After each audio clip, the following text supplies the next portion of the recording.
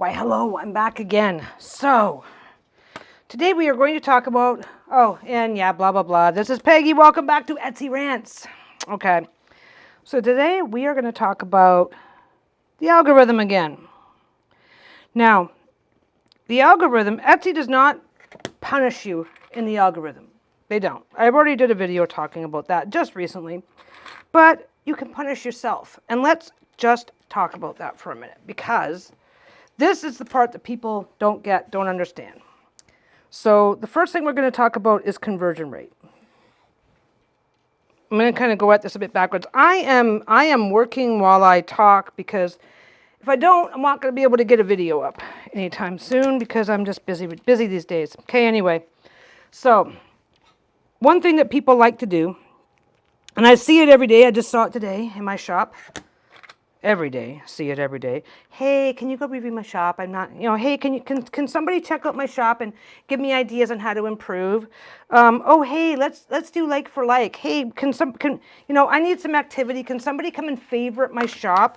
Hey, can you check out this listing? I think I'm doing something wrong. So okay. So sometimes it's really annoying to deal with the constant stream of that stuff. I don't even allow it in my group, honestly, because most questions that you may have to ask can be asked without sharing your shop link. And most people who do share their shop links aren't asking a question. They're just trying to get people to look at, they're just trying to generate activity.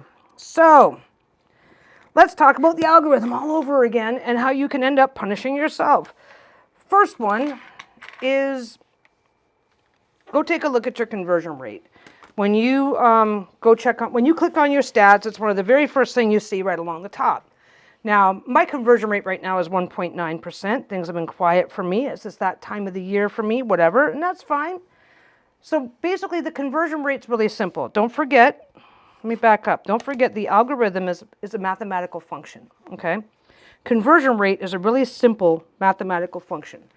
So my conversion rate is 1.9% right now. So that means that for every visitor, so for every 100 visitors that I get, on average, 1.9 of those visitors will buy a product from my shop. Now that's not bad. Etsy's got almost 100 million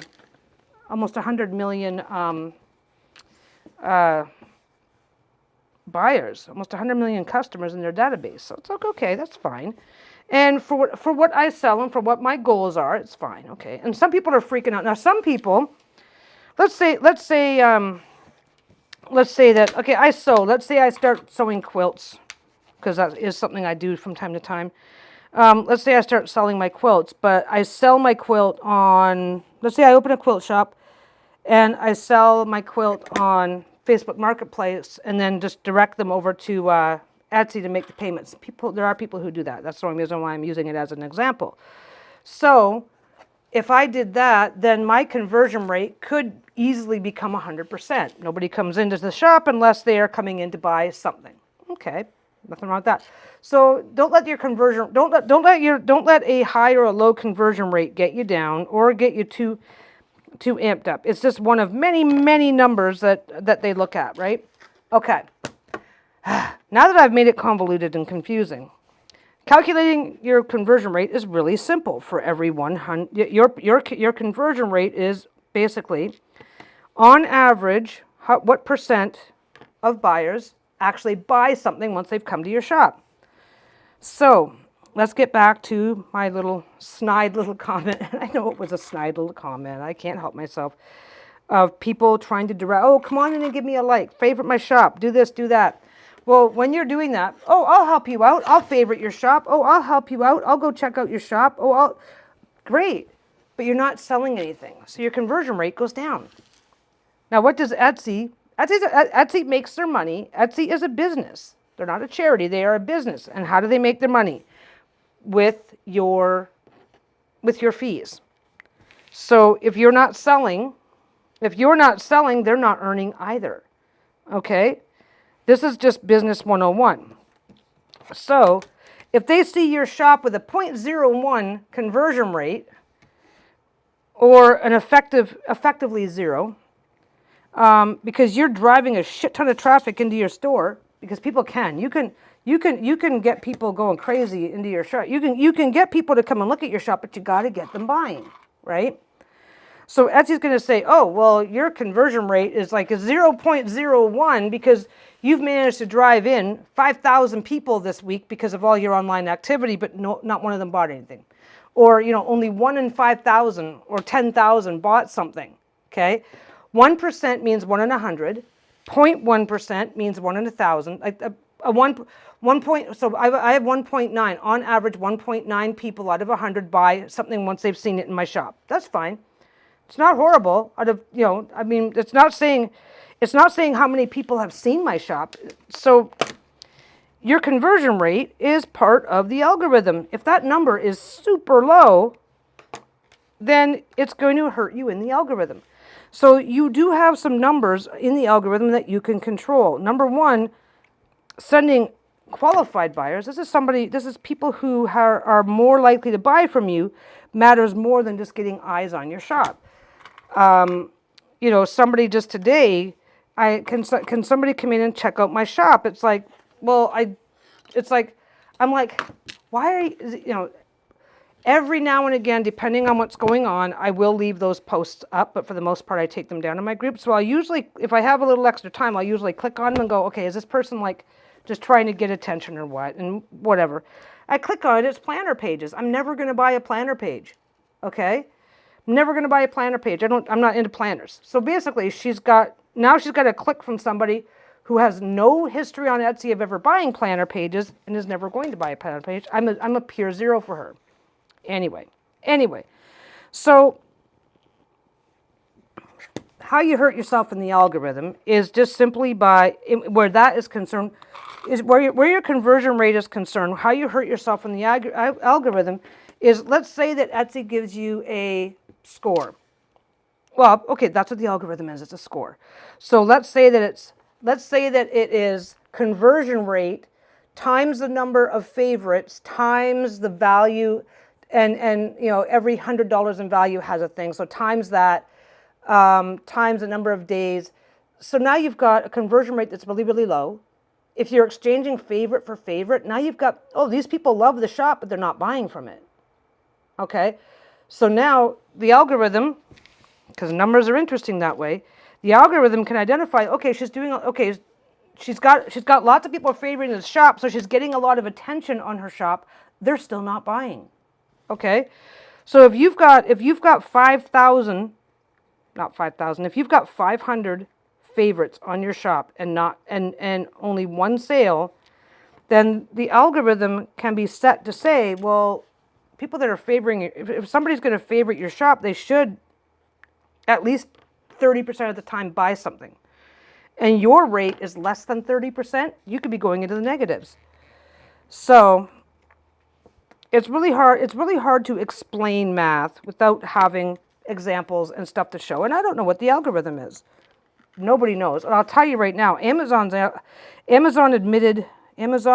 one of their IT departments or whatever, admitted a couple of years ago that their algorithm is so complicated that even the people who manage the algorithm don't fully understand it.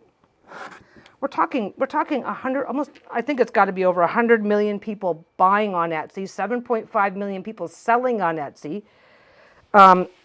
Globally, like you can sign up for an Etsy account from almost any country in the world.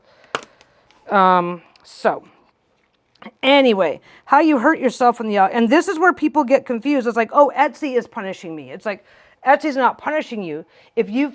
Because you're like, oh, I was doing okay, and then all of a sudden I started getting more traffic, and Etsy punished me, and it's like, and people come in confused about this. This is why I'm trying my best to explain this in a way that makes sense.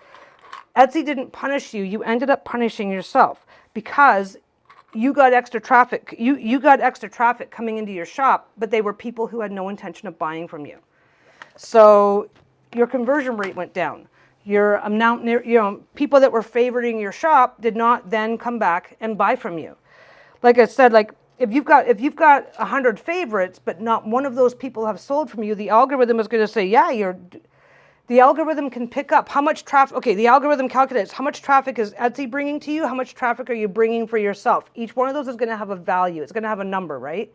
So if your Etsy number is low, but your outside value is high, but resulting in no sales, why would Etsy prioritize you in the algorithm? Because mathematically, it looks like, yeah, you're doing great getting people to look at your shop, but obviously there's something wrong with your products because nobody's buying them. Etsy is not going to prioritize you because okay, traffic that you manage to bring for yourself is usually, that's qualified. Basically, a qualified buyer is somebody who is already more likely to buy from you than just some rando finding you through a search, right? I curate, I drive most of my own traffic. So I don't have to care what the algorithm says about me. But the thing is that if you're driving a ton of traffic, but of all the people that you're sending over to your shop, none of them are buying from you, mathematically it looks bad. And you can spot that mathematically if you give everything a number, which that's what the algorithm is. The algorithm is giving everything a number. Everything has a number.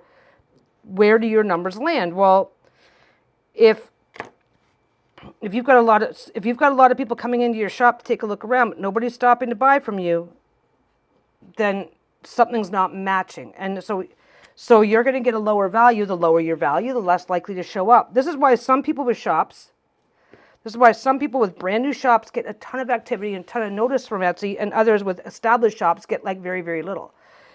Like let's assume that I drive most of my own traffic, but let's say that I was getting a lot of people coming in. Let's say that all of a sudden, for no particular reason, well, my conversion rate hovers between 3.5 and just a little under 2.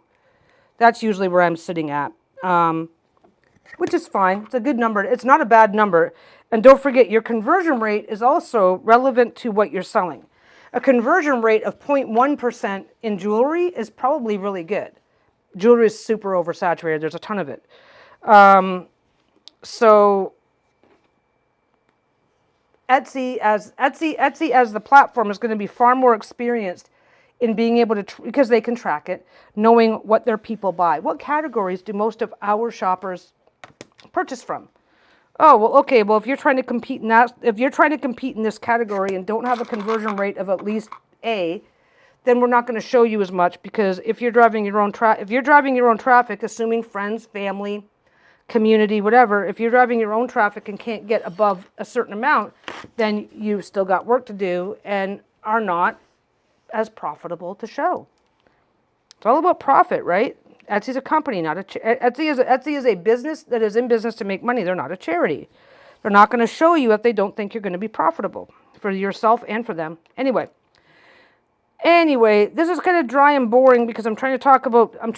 This is dry and boring because I'm trying to talk about a set of numbers that we don't. Once they know your conversion rate, we don't know what they do with the information. Okay, we don't know if what you're selling or the category in which you're selling plays a part in where they're going to show you or how that's going to affect you. We don't know how all the other numbers react. But let me just point out that no matter what number you have, if you multiply any number that you multiply by 0, the answer is 0. So if you've got 1,000 likes and 1,000 people coming into your shop and 0 sales, there's going to be a problem.